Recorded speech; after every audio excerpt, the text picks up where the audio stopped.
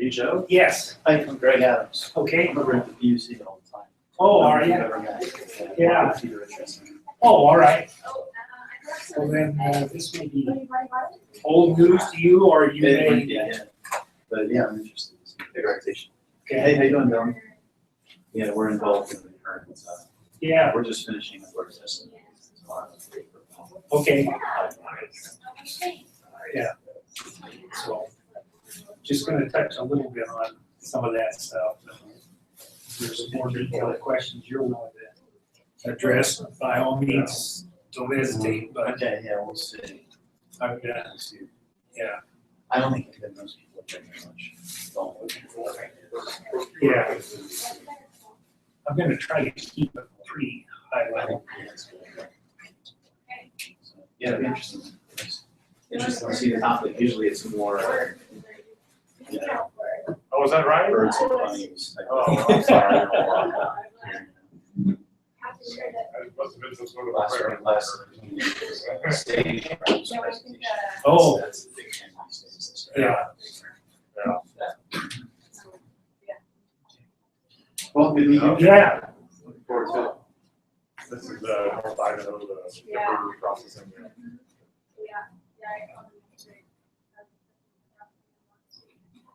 Yeah.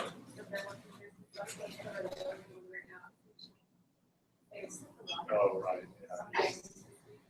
Very good guy.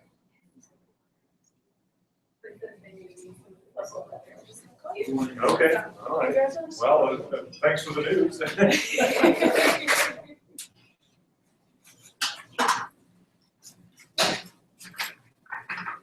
How's it going, Greg? Good, how are you doing? Oh, doing okay. I've been busy with this stuff this week.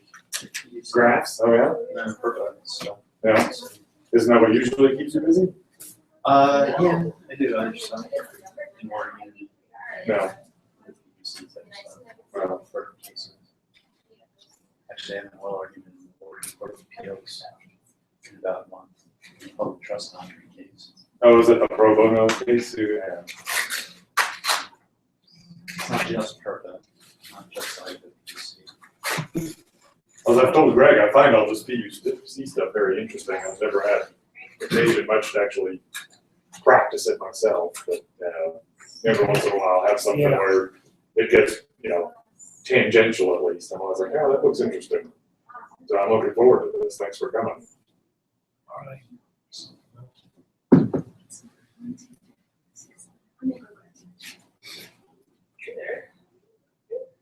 A lot of people in line for the Jack White tickets downtown. Oh, yeah. Oh, really? Jack White guy. Tonight, it's one of these surprise announcement, like it announced this morning at the Egyptian Theater.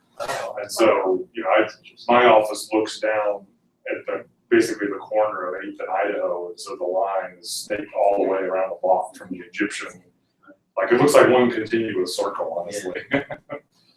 I saw him there this morning when I drove to work and didn't realize what that was for. Yeah, it's for a concert where you just announced today that he'd be playing tonight, so tickets are Flying around the block already? Oh, yeah. Oh, it was at about 9 in the morning. Yeah. How many people does the Egyptian have? It's a pretty small.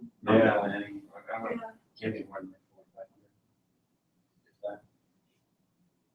Yeah, I saw that, and I'm like, geez, why didn't they notice that before? Yeah, I know, because I saw it, I'd come up, make it right from front onto Capitol, and I was like, Jack, oh my God, surely I would have heard of that. Oh, man, how did I not see that before? Do you think you do that very often, just announce the same day shows?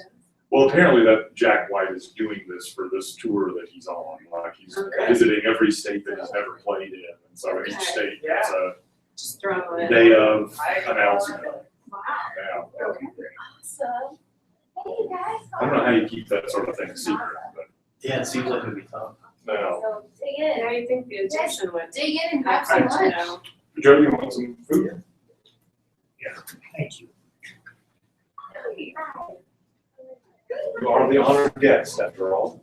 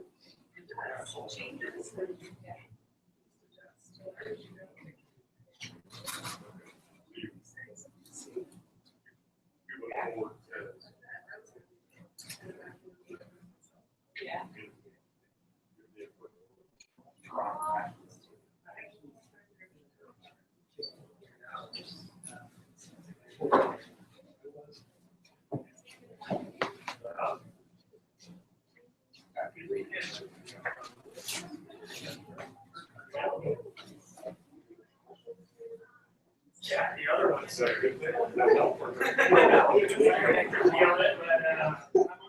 not gonna worry about that.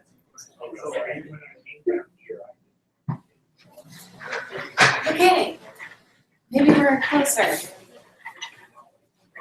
We've been getting so many people RSVP, but then not as many coming. Well, we still have had a lot of people at the past couple Yeah. of meetings. Well, it's been really awesome. Yeah, 17 or something. And there's chicken and beef. I had them cut sandwiches in half, so I wish I could have both.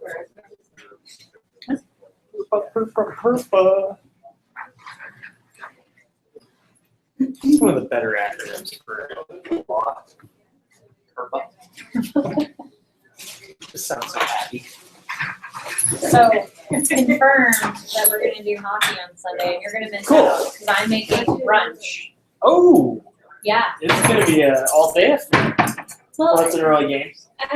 Rob claims the game starts at 10. I don't know.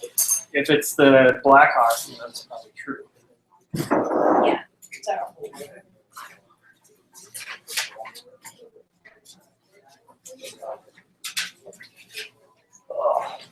Okay. I'll be somewhere on the Salmon River. right here. Back to the voting trip. What could possibly go wrong? I know what happened last time. Whenever men get together and they just do feats of strength, I feel like it's always bad news. Just games. Yeah, I'm not that competitive on the feats of strength. Good. Could I get some more, please? From one of you? To AT&T's teleconference service, please enter your access code, followed by the pound sign.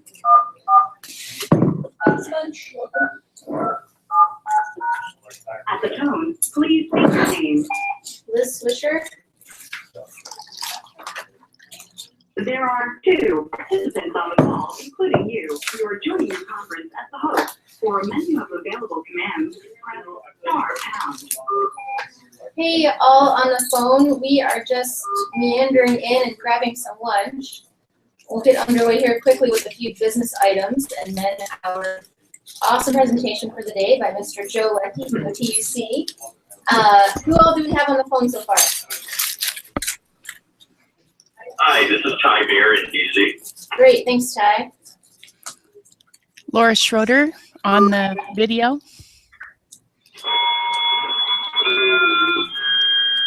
Anyone else?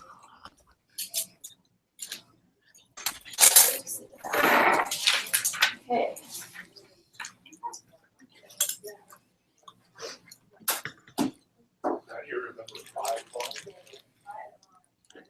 So is this just a day trip, Mark, or is it a weekend trip? It's a weekend. I'm gonna go put on stock pork salmon on Friday.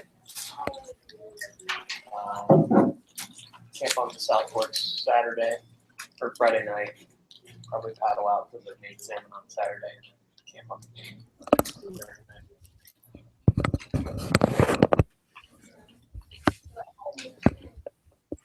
Sounds wonderful. South Fork of the Salmon? That comes out of the Yellow Pine area.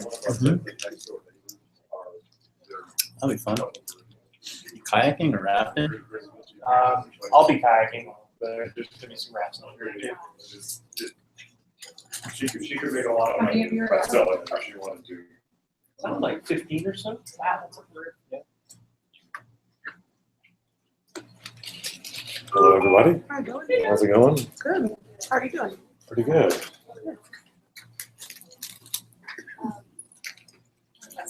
Sure. Did you practice in Montana? I did. Where? In Billings. I'm up on it. So does somebody bring like a Pardon? stove Did you top? run You into guys Stewart prepare or some for cooking, or do you just bring little like Yeah. kettles or? As a kayaker, I've never gotten so fancy with my cooking, because usually it weighs a lot and that makes your kayak hard to use. But the rafters don't have that. Pretty creative. I'm trying to think of who was the main ones over there. Probably, So I'm just gonna be running cocktails on Yeah. this. I know Steve. Okay. John. Yeah, usually they, go bring in like a 2-burner stove, or a couple of them, propane bomb. Pretty much grill up whatever you. Should be nice this weekend. Okay. I think so, it's supposed to cool off a little bit. Kind of a general Alright. partner. You know, No arguments about that here. Yeah, we could, Okay. stretch this out a little longer, maybe. Yeah. I mean, I drove to Haley and back yesterday, and it was just scary how little snow were on the Trinities and the soldiers. Yeah. Our fire untouchable with wildfire calls already. Oh, up in Wilderness Range. Yeah, I'm not sure after that. They've already been fielding calls, like for actual. Oh, wow. People that are trying to do just control burn brush Really? slash in their yards, and they're just getting out of control on them. Oh. It's so dry. Wow. Overall, though, you guys like living up there? Yeah. Yeah. Yeah. It looks pretty cool. Yeah. Oh, great. About Yeah, aside from fire, they try. Very few. No, I'll sit back Well, it's here. been the best early mountain bike season since I've lived here. The best early what? Mountain biking season Oh. since I've been here. Yeah. Yeah, I need We were to mountain biking in like February. I know, I told her to yesterday. Oh, yeah, she did. need to get out and start doing some hiking. A couple weeks ago, I had a little bit of a slow week, so I took a day off and went out to Leslie Gulch. I've never been out there. It's a cool place. We went there last summer. It was really cool. Tell you what, oh sure, yeah. Weekday, there weren't a whole lot of people out there. It was pretty nice. I think it's that.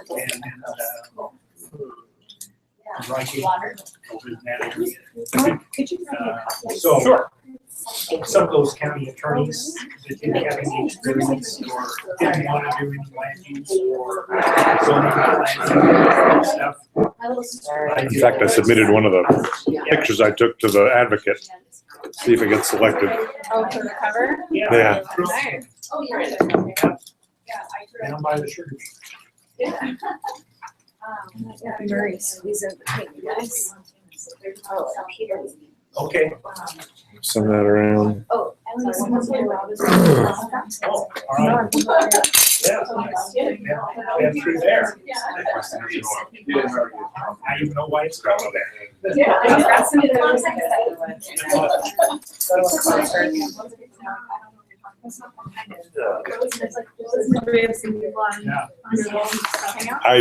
I sent it out for Laura Schroeder for one person.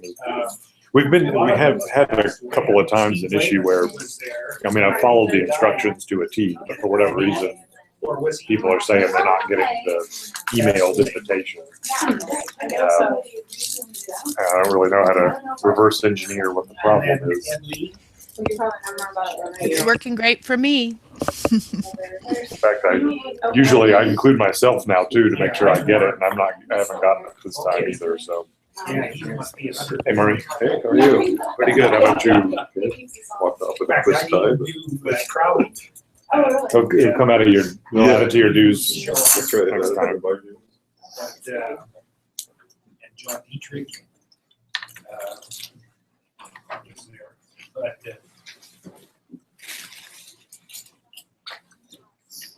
and then I did quite a bit of work with, she's the federal magistrate of Great Falls.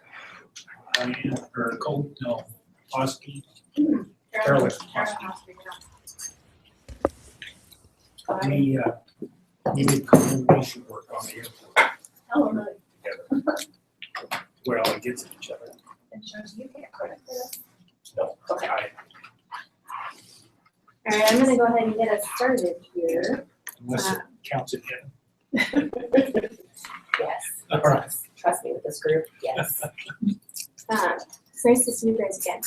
Good to see you. I'm sorry I was absent for 3 months, but it's nice. You had a good Good excuse. choice, though. Why don't we start off by approving the minutes from the March meeting? Did everyone have a chance to review them? Motion to approve them. Motion to approve. Seconded. All in favor? Aye. Any opposed? Okay. Good job, Dylan. Thank you. Some quick business. We have a trail building activity scheduled for May 2nd, so thanks to Mark for setting that up. The land trust is meeting in Highland, along Highland Hollow in that area for a project from 8 a.m. to 1 p.m. And the section will buy lunch and beer for everyone after. The land trust is hoping that people would register for their event. There's a link on the email. They'll provide lunch actually. Oh, okay. It was suggested at the last meeting that we could meet up at Highland Hollow after. What's the land trust event? Is They're it their doing a annual, pardon? their annual event, like their fundraiser? Or? No, it's a trail building exercise out in the Harrison Hollow area. It's the thing on May 2nd that you sent the email to. So if anyone's planning to attend, do RSVP through the land trust, and then if you could let the section know as well, so we know to look forward to. That'd be great. Next, we need to select new officers for next year. We have a couple of people that have expressed interest. Dylan is interested in taking over as chair, and Emmy is interested in taking over as vice chair. And then Tyson is looking at secretary treasurer. So what we've done in the past is we've just proposed a slate of officers rather than having each position be elected individually, and just have people vote up or down on the proposed slate. We can look at doing it a different way if anyone has a strong preference. We find that's the easiest in the past. And we also need to fill 6 at-large member positions. And we have had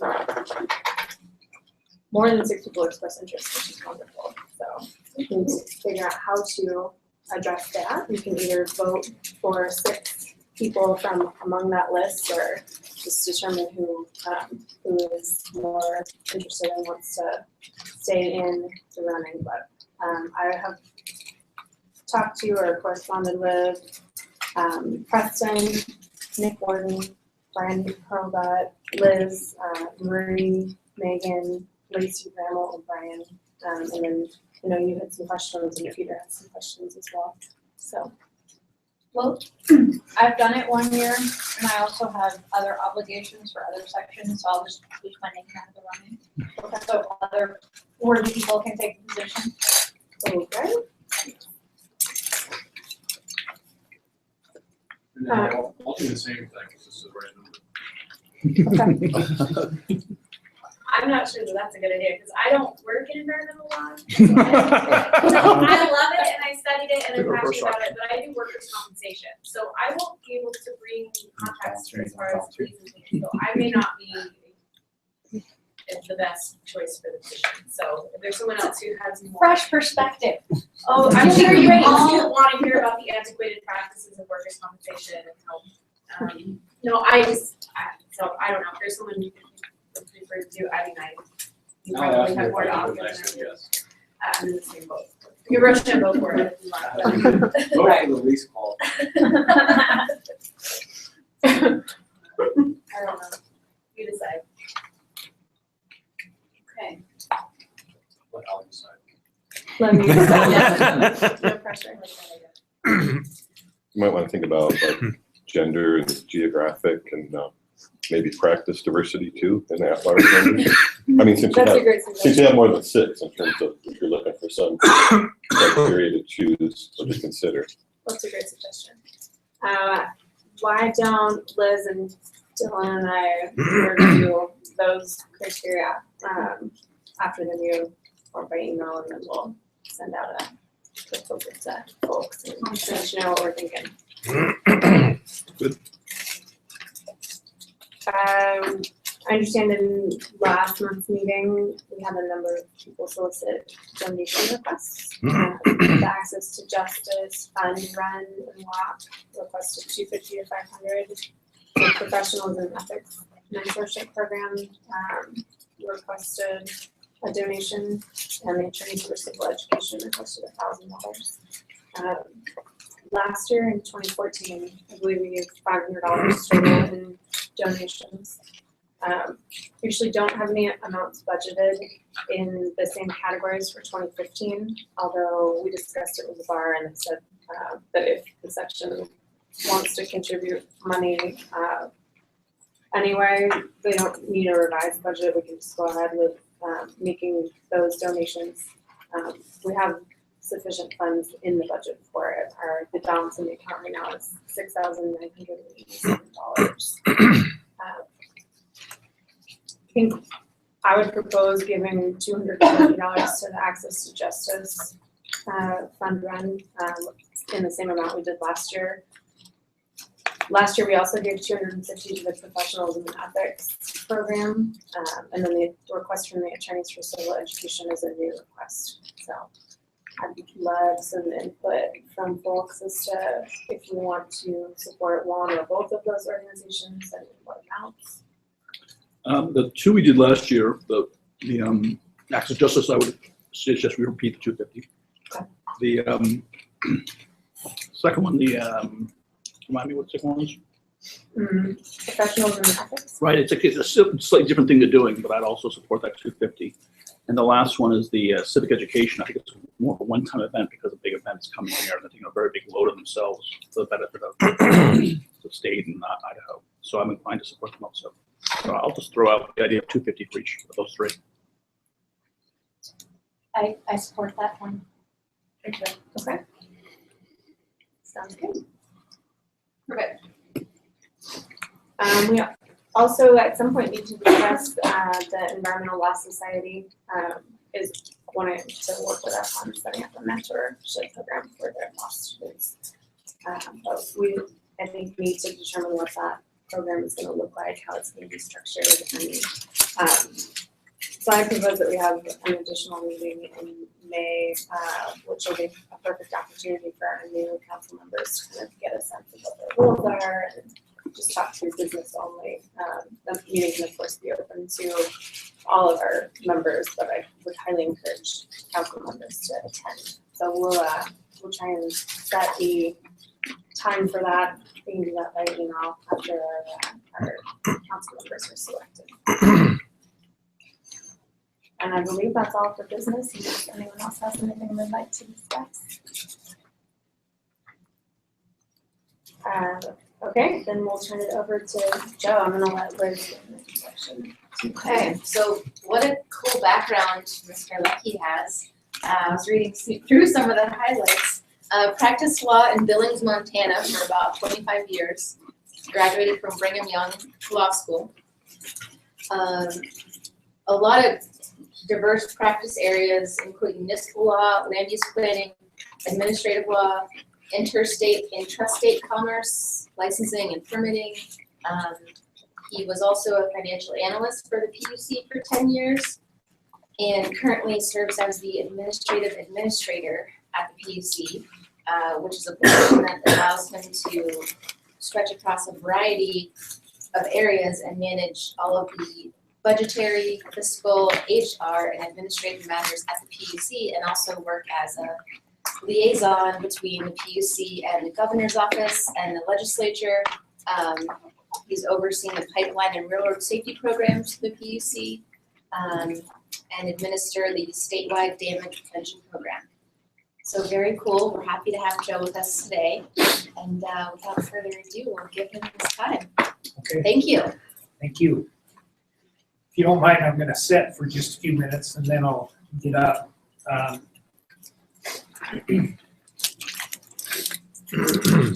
want to first begin with the disclaimers, and that is that I'm here in a personal capacity.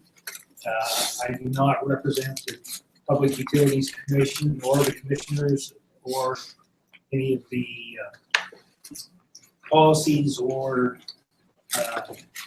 thoughts of them. And that anything I say here can or should not be used against the commission. And that they're my opinions, and so you can take them for what you pay for. Additionally, there are some matters that I won't be able to address in very much detail because they're current issues that are before the commission and matters that are active dockets there. Additionally, this area, which is PURPA, is a very detailed and complicated in many respects, partly because we have so many engineers that are involved in it. So I could get you into the weeds pretty quickly, and maybe some of you would understand, but most of you wouldn't, and it would be really boring. So I'm not interested in that. I want to keep it at a kind of general level. If you have any questions, though, by all means, I've got cards here, and you can email those questions to me, and we'll do whatever we can to respond as best we can. Now, for those of us on the phone here, if you could give us like maybe a title to the U.S. code in a section where it starts your purpose, that would be really helpful. We can kind of track along with your in-depth citation online. Thank you. Okay. PURPA is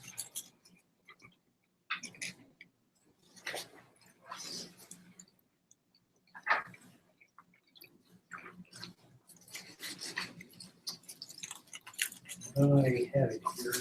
16 USC 46, chapter 46. Yeah. Or you could Google it. There's not much in the code. There's the mandatory purchase provisions in section. And being in the code would not necessarily, I'm not going to follow the code.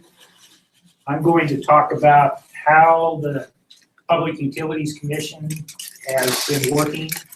Most or a lot of the activity currently before the commission has involved PURPA. And so I'm going to talk about how we dealt with that activity. First, I want to talk a little bit about the commission. The commission's jurisdiction is to supervise and regulate investor-owned utilities. And these are monopolistic industries where they are required to provide service in a specific area. And the purpose of the commission is a surrogate for competition.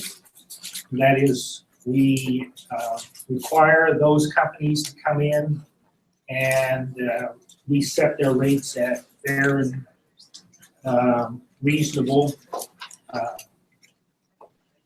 The standard that we use in setting those rates is just and reasonable.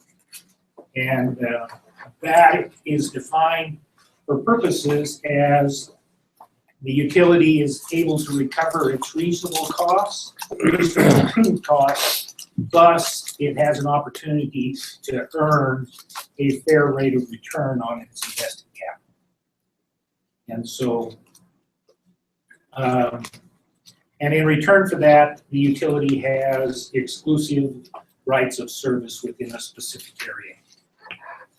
In the past, telephones were part of that monopoly, but since have become deregulated, and because of technology, you can see that competition has come into the telephone industry, and essentially the competition controls the rates. And so we do very little in telephone except for in terms of consumer regulations and rules, how telephone companies can deal with their customers. We don't regulate any of the publicly owned, like municipal utilities or co-ops. We have not exercised jurisdiction in subdivision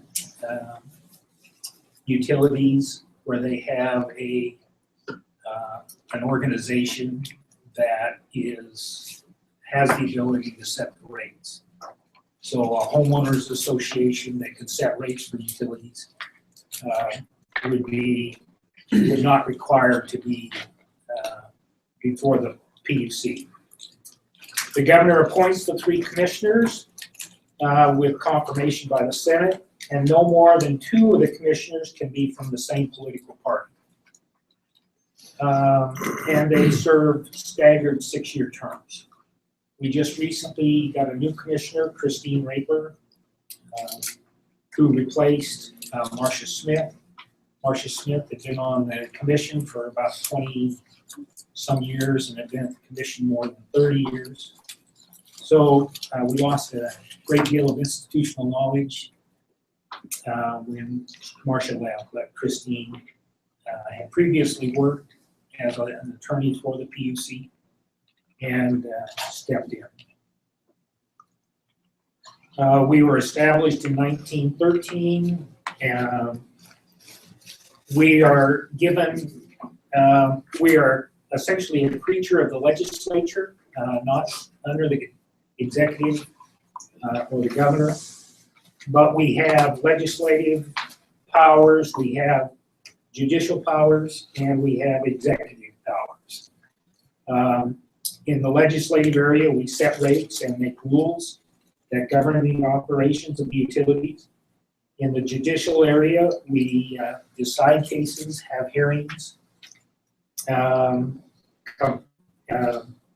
determine complaints, we issue orders, and our decisions are appealable directly to the Supreme Court.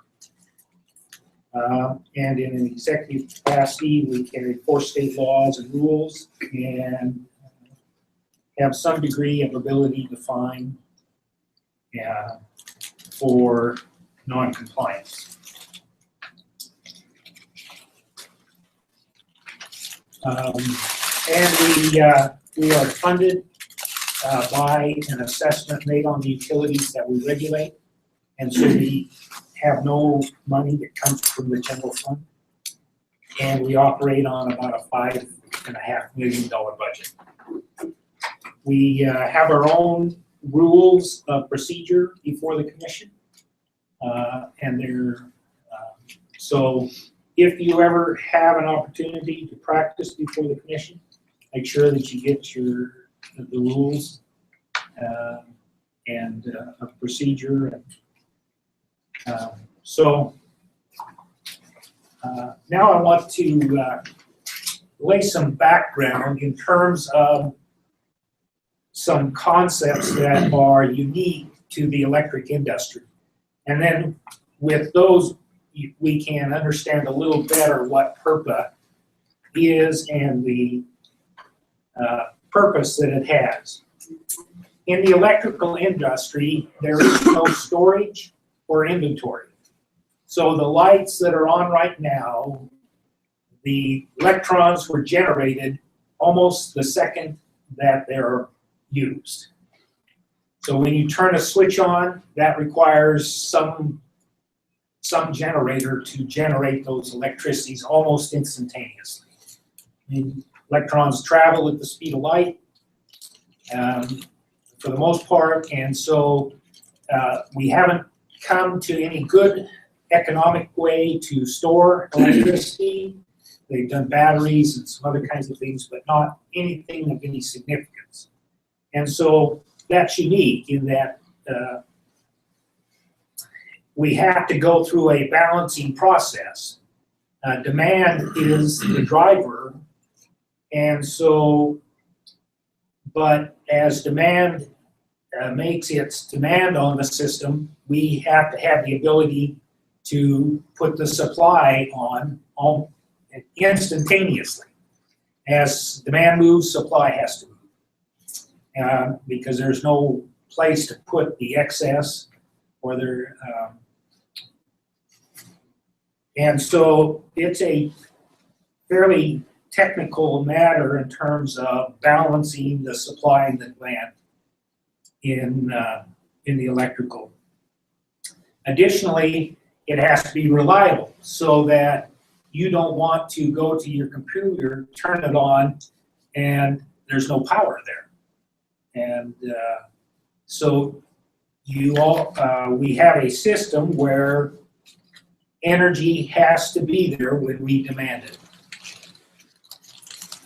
And the demand is not constant. I've drawn a graph here, and the bottom line represents time in a day.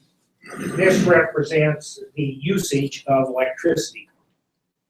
There is a base demand that is fairly constant and that is always being used, regardless of any lights being on or any air conditioners or anything like that. And so this, if demand was always constant, would be very easy to supply. But what happens is people start getting up at 5 o'clock in the morning and they start turning on the coffee machine and the microwave and the hair curler and the blow dryer and the radio and the computer. And so between about 5 and 9 is a peak of sorts where there is a bigger demand for electricity. Then during the day, during the midday, that demand slacks off, but it is more than the base demand. And then about 3:30, 4 o'clock, people start going home, turning on the air conditioner, the oven, the TV, the stereo, all of that. And there is a significant peak or spike in the usage, which tailors off to about back to the demand at midnight. Okay? Does that make sense to you? It does. And so, if we were looking at this, we would have to have the capacity so that the system is reliable. So we would have enough generation capacity to hit this very peak. But when that usage is not at the peak, that means we have to shut generators off. Or if we didn't have the capacity, people up here wouldn't be able to turn their air conditioner on. Or some other there. People would not be able to draw or receive the energy that they're demanding. So the industry has to build generation that will match the peak. And the peak is generally July, August, sometimes like last year, Idaho Power hit peak on 3 or 4 days where they set a new peak, which means that their people in charge of their resources that generate electricity have to go back and say, okay, how can we have that amount of generation available when we 3 different ways. You can have capacity to here, and then they have open markets where you can go out and buy electricity. But you can rest assured that this would be the very highest price that you would pay for electrons at that peak time, because everybody peaks pretty much there.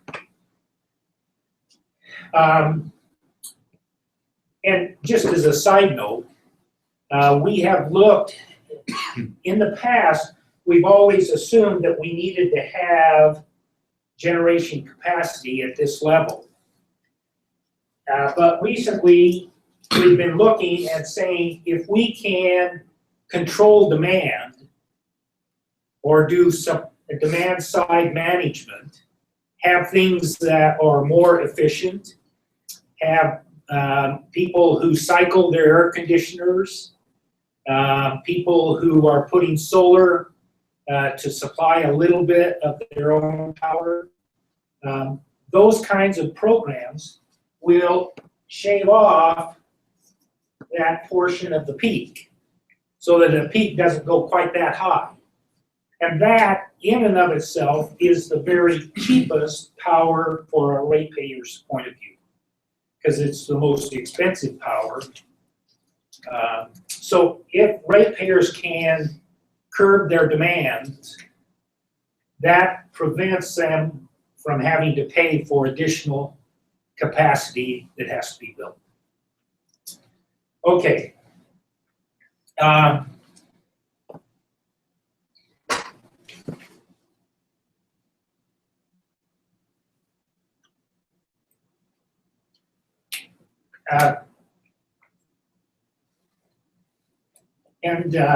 Because of this, this overlaps into other policy areas.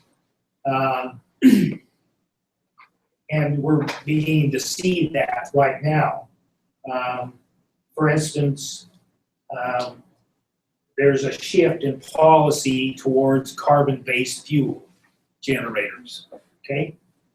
Now, in the past, carbon-based fuels have been here in the base because they are constant. You turn on a boiler at a coal fire, you can feed coal to it 24 hours a day. It can continue to make steam, which turns a generator, and 24 hours a day, you get a constant supply of electrons out of that. And so the resources that you have that generate aren't all equal in terms of how often and how reliable they can be. The other side is a windmill only generates electrons when the wind's blowing. Solar only generates electrons when the sun's shining, in a general sense. And so those are called intermittent resources. Well, as you're planning and you want this constant supply of electrons, you would naturally go towards those supplies that give you a firm source. So that's why coal has always been used as a base resource. And then other sources provide this peak or this fluctuation of usage beyond the peak. Hydro generation is the closest thing we have to an electric battery because we're able to store water behind a generator and in a very quick time, matters of minutes, we can funnel that water down through a tunnel into the generator, turn the generator, synchronize the electrons, and they're off and running, okay? That's not so easy with wind power, okay, as an opposite, as a comparison. And then the other thing is, all of this goes to the grid.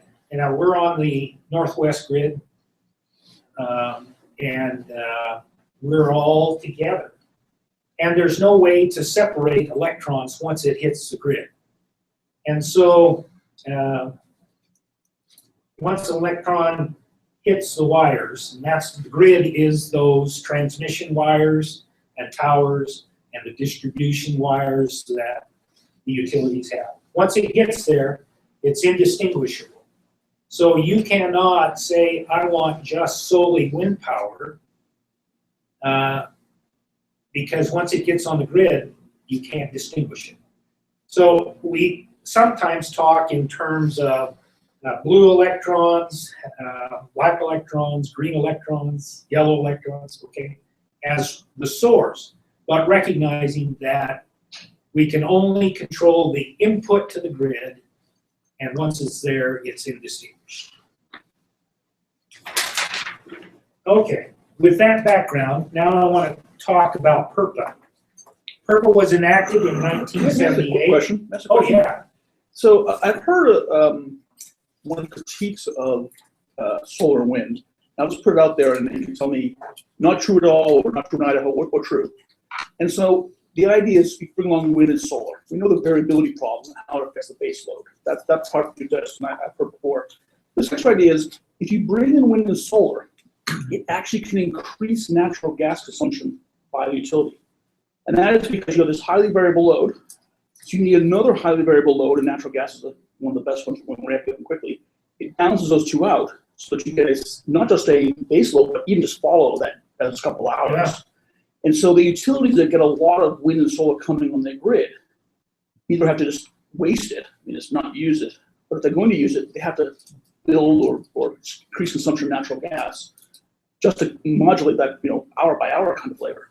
And so one of the questions this critique goes is, if someone wants to bring a lot of wind and solar on, ask a simple question: will this increase or decrease natural gas consumption? And apparently they say most of the time the answer is it actually increases natural gas consumption, so anti-climate change kind of thinking. Yeah. True, not true, true for Idaho, not true for Idaho? True and not true. In that the more your diet of electrons consists of variable or intermittent resources, you've got to offset those variable resources with other capacities that you can make firm. That brings you exactly the amount of electrons that you want in the time period that you want. So you can actually, the true cost of variable resources has to include a cost associated with a backup firm generator. Now sometimes we're fortunate in Idaho in that we have a lot of hydro energy, and within certain parameters we can dictate when that water runs through the generator. And so hydro is a very good offsetting resource for intermittent solar and wind power. But other areas that don't have high ability or hydro ability are stuck with coal and gas. Coal is very hard because it takes 4 to 8 hours to ramp it up. And who knows what the wind's going to do in 4 hours. That's the problem there. So gas has almost become the offsetting resource. So those other states, it could be that actually coal and natural gas increases the more you have solar and wind. Yeah. And it makes an interesting discussion as to how you do that with the increased pressure on a reduction, especially of coal resources. If I may ask a second question, and forgive me for being dumb on this one, that's shaving the peak off. So I got my Idaho power bill, and it says, hey, you may want to consider something like this.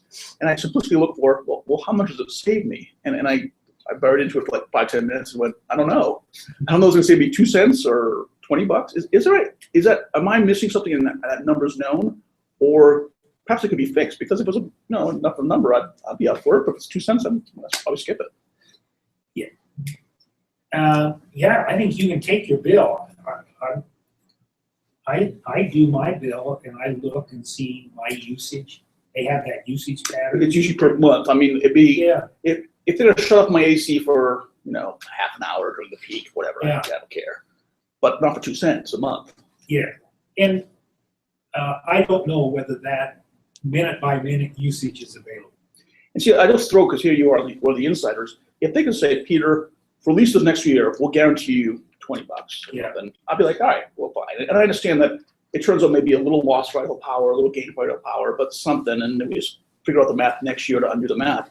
It gives me some certainty because, all I know, I'm saying, could we say $50? I'm just not taking the time for the next couple hours figuring out where I can save $50. Hmm. But if the PUC could create it simpler for not just me, but like every homeowner, it seems like they're making more buy-in for that. And that's a great solution. Just, it was easier for me. I'd do it more likely to do it. Yeah, and I'll talk, we've got 3 people that are looking at demand-side management on a continual basis so that we can, and I hope you can see that this is a kind of a macro as opposed to a micro reduction, but overall for everybody, if we can curb demand, it is the cheapest resource that we have available because we don't pour any cement, we don't put any iron in the ground. Okay. And I just like to draw a little bit of a distinction. When you say we, I mean it's the utilities that are proposing these and the PUC that's kind of overseeing. So it's not, the PUC is not saying we're going to decrease our costs by doing this. It's the utilities proposing things and the PUC kind of overseeing. Is that right? And so when you say we, etc., it's, well, the utilities are doing that, and the PUC is overseeing and working to some extent constructively. But at some point, the PUC's goals and the utilities' goals, at least in theory, wouldn't necessarily align. That's right. Yeah, and so the PUC has tried to take a proactive position in this, especially demand-side management, so that we can go to the companies, the utilities, and say, hey, we think this is a good idea. We give them a chance to respond, but we try to make them go in a direction that would not necessarily be in their own self-interest. Okay? Is the idea that if they don't have to build capacity and control demand side, then they don't have to build additional infrastructure and then charge extra ratepayers, and so then reducing it by That's right. capacity. Yeah. So, okay. Congress enacted PURPA in 1978. I don't know if any of you remember 78, but that's the oil embargo and gasoline went really high. Anyway, it was in response to a national energy crisis, and the purpose was to lessen the country's dependency on foreign fuels and oil. And so what they said, PURPA stands for Public Utility Regulatory Policy Act. And it is to encourage the development of renewable energy technology as an alternate generation or as an alternate fuels for generation to fossil fuels. And so what they did is, to encourage that development, they said small generators have the right to sell their power to the utility, and the utility must buy that power. Easy concept, but not so much. The PURPA was given to FERC, and FERC indicated in its regulations that the price that this small generator, and they call them qualified facilities, or QFs, so that the price paid to these QFs is called the standard price, and then it was given a different term, which is the avoided cost price. And the avoided cost price represents the incremental cost to the utility of the power it purchased that it would have caused or that it would have had to incur but for the purchase of that power. So, Idaho Power has to purchase the generation of a QF.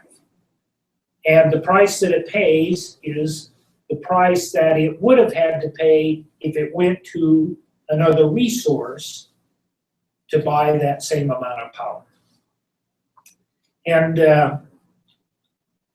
so FERC then in its regulations wanted to make the operation of PURPA more on a local level, and so it gave state commissions the right to set terms and conditions and parameters in some of those areas. The overall intent was to encourage small generators without causing harm to the ratepayers.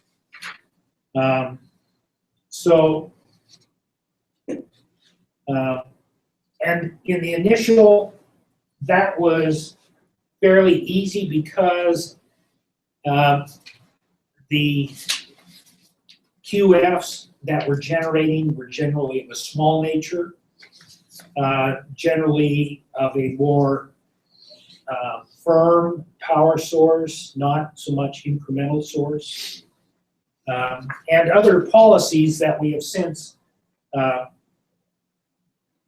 adopted and have overlaid on purpose that have, I don't want to say complicated it, but have caused it to be much more difficult to administer. And those things are tax credits, renewable energy credits, renewable portfolio standards, and then we have some external factors with the CO2 emissions and the intent to regulate those and what that does to carbon-based fuels. And then we have the unusual situation where we have unusual glut of natural gas, and so the price has significantly decreased. So in the past, the Public Utilities Commission played the role of determining what a QF was, and it determined the parameters of what that QF could do, and then it determined the cost that, or the rate that would be paid. So originally we looked at we defined small power facilities or QFs as renewable energy sources, or sources from renewable energy, and generally under the magnitude of 10 megawatts. Now for sources, or just for comparison, we use a standard analogy that 1 megawatt can serve about 650 average homes. Okay, so if you got a megawatt being produced every minute, it would supply the needs for 650 homes. And then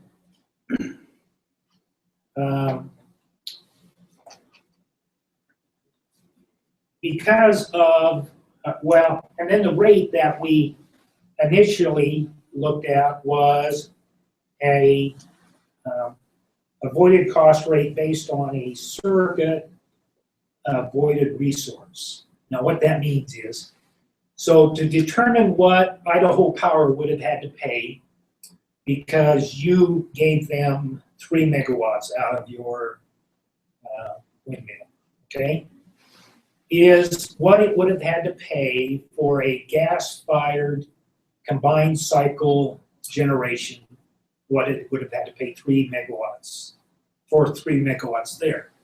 So this they call it the surrogate resource. The surrogate resource was a combined cycle gas-fired plant. And is the PUC decide that, or is it Idaho Power proposes it and you all accept it? No, the PUC decided that. Idaho Power had a couple of different options or various ways, and that's what the PUC decided. And is that price then calculated based on the averages of what you see for facilities of different sizes, or how do you identify what that price would have been? Well, you would look at the cost of fuel, the capital costs of generation, and the operating expenses, and then divide that by the output. And there's some other factors that go in there in terms of generation time when it's produced and that. But the PUC looked at that as a surrogate and says, if it was producing 3 megawatts, what would it cost? And that's what it would pay as the avoided cost. Now, it went along with that for quite a while. But it soon recently realized that one price doesn't fit the situation today. And so it has recently indicated that the surrogate rate, or they call it a published rate, needs to be updated on a more consistent and regular basis. And so they have put in place, and let me just say, go back, the PUC does this, it doesn't do this in the dark. It does it in open hearings and all kinds of representation of various parties. People can intervene, and they take technical testimony.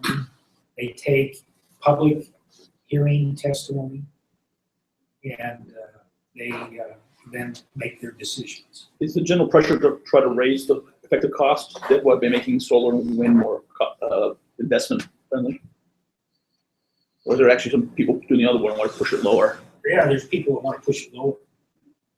Solar developers want it to go higher. That's right, and that's the obvious one. But I was wondering who else on the other side of this. Is it a general ratepayer? The utilities generally in the cases, in my experience. Yeah. There's no ratepayer group other than staff. Yeah. The ultimate objective for the PUC is that it doesn't harm the ratepayer, okay? And the utilities are somewhat the middle person. If what they have to pay for it is what they are going to get for it from the ratepayers, it's kind of a wash for them. Okay, does that make sense? Plus the profit, they're guaranteed. Oh, yeah. The rates always include a rate of return factor. Right. But not from the PURPA projects. No. So they lose an opportunity for profit, the utilities do, by signing these minutes. So some people argue that that's a disincentive for them to do it. For them to sign the PPA. The comeback though is the solar actually does increase the rates cost over time. But people pay are all citizens, the poor, business, everybody. Would go up. Yeah, that's right. Everyone goes up. That's the comeback, and that's the question: is who's in the room for that? Okay, and recently, the commission has adopted a second form of determination, which is called IRP rate, and this is based upon integrated resource plans that are submitted by the utilities, and they project forward what their needs are going to be in 20 years, and then they will run through power generation models to show how much costs will be for them to generate power at that demand, and then determine a cost and use that as the avoided cost rate. And then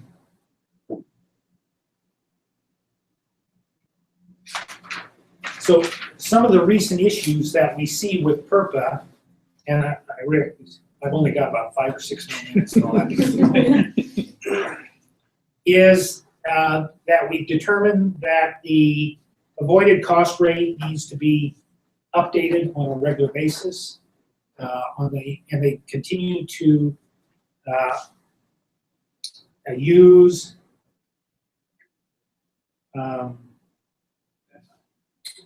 the combined cycle combustion plant, gas fired.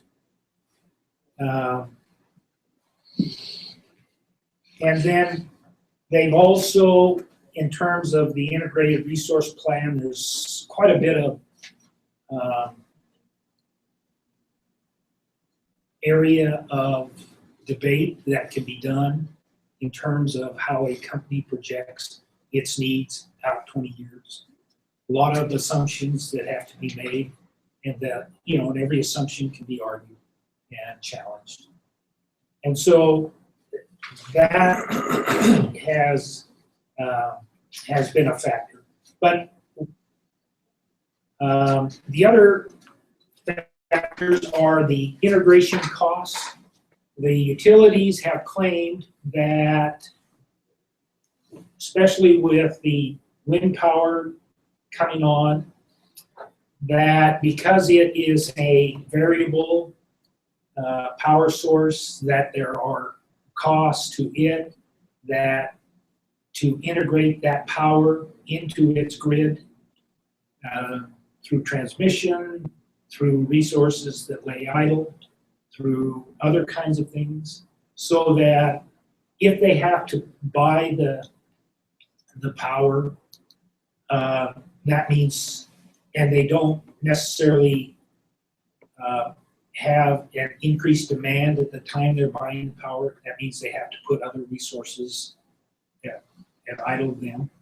So anyway, those are the kinds of things of integration costs.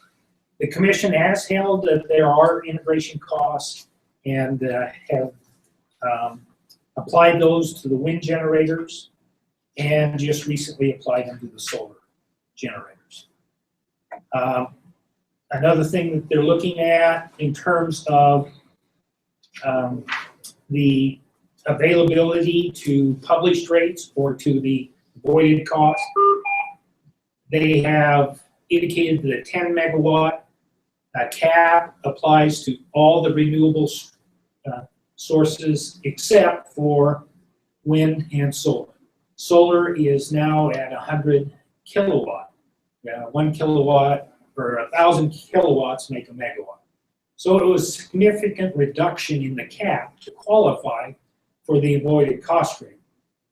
Part of that came about because of the concept of the aggregation. You would have a wind farm generator who would want to do 40 megawatts. And so knowing that at 40 megawatts he would not qualify under PURPA, but if he had 4 10 megawatt projects, he got qualified for PURPA. And at one time, it was a fairly safe assumption to say that the avoided cost rate under PURPA was higher than what they would be able to negotiate with the utility. And that is changing, and the way that the commission has changed that is by lowering the cap on solar and wind projects, so that now most solar and wind projects have to enter in negotiations with the utility company for contracts. And those contracts have generally been 20 years, but they recently proposed going to 5 years, and you're writing your testimony and brief on why that ought not to happen, right? Well, I'm filing the testimony. A witness is right. You pre-filed the testimony. I've done that. You're writing the testimony. So, but that's one of the issues that's going to be there. And there's frankly really good reasons on both sides of that issue. It's not a slam dunk, clear cut decision. Okay. One of the other issues out there is curtailment, and that is, suppose you have enough wind generation and solar generation that you generate this much, which is way over base. And you're obligated to buy it, okay? What do you do with that extra energy? You just run it to ground? You can't. So the companies are saying, well, in certain circumstances, do we have the right to tell some generators shut down? You can't have your windmills turn, or you can't burn your pulp to generate, or you can't burn your methane to generate, those kinds of things.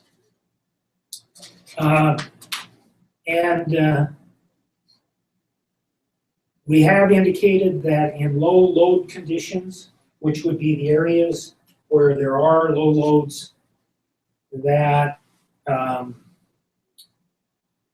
the utility is permitted to curtail.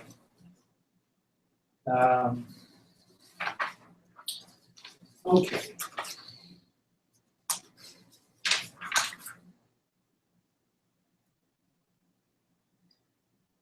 So I've gone over the eligibility caps, I've gone over integration costs, I've gone over curtailment, and I've gone over contract length.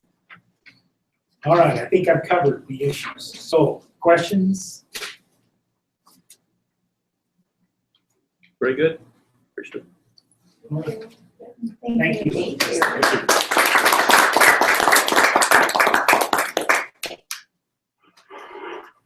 All right, I think that's it for us for today, so thank Is you. there anyone else on the phone that we haven't gotten on the sign up sheet yet?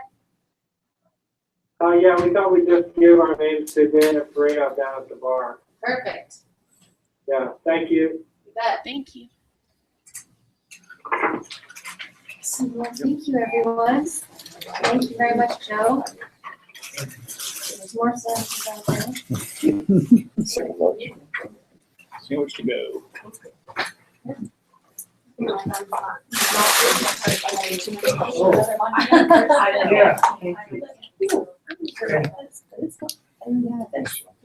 Yeah. Okay.